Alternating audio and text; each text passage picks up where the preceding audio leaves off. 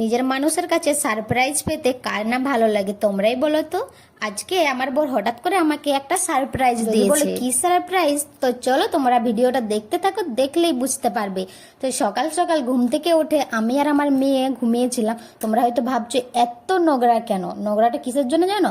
আমি একটু উঠেছিলাম তাড়াতাড়ি আর আমি কাজবাজ শুরু করে দিয়েছিলাম, আর আমার মেয়ে আমার সঙ্গে উঠে গেছিল। কি আর বলবো, বাচ্চা যদি বাড়িতে থাকে আর যদি একা মানুষ করতে হয় অনেকটাই কষ্ট লাগে জানো তো। এখন তো শীতকাল, আর শীতকালে উঠতে কারোর ভালো লাগে না, তোমরা সবাই জানো।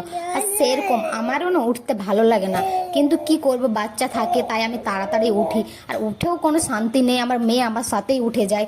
কি আর আমাকে তো আমার কাজ করতেই হবে, কারণ করার মতো কেউ নেই। আমি, আমার বর আর আমার মেয়ে, আমরা তিনজন মিলেই থাকি। তো আমার বর ডিউটি যায় সকাল 8টার সময়, 10টার সময় একবার নাস্তা করতে আসে, আবার 2টোর সময় খাবার খেতে আসে, মানে দুপুরের লাঞ্চ। তো আমাকে তো রান্না তো করতেই হবে, না হলে খাবে কি।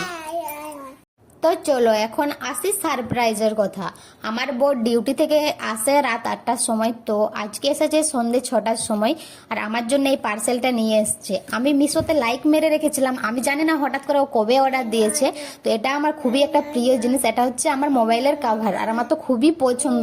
অনেক দিনের ইচ্ছা ছিল যে এরকম আমি একটা কাভার নেব, কিন্তু আমার বর যে সত্যি আমাকে এইভাবে সারপ্রাইজ করে দেবে আমি সত্যি বুঝতে পারিনি।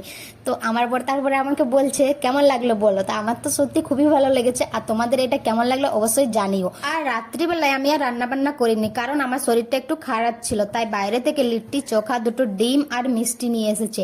তো ভিডিওটা আমার কেমন লাগলো তোমরা অবশ্যই কমেন্টে জানিও। আজকের মতো টাটা।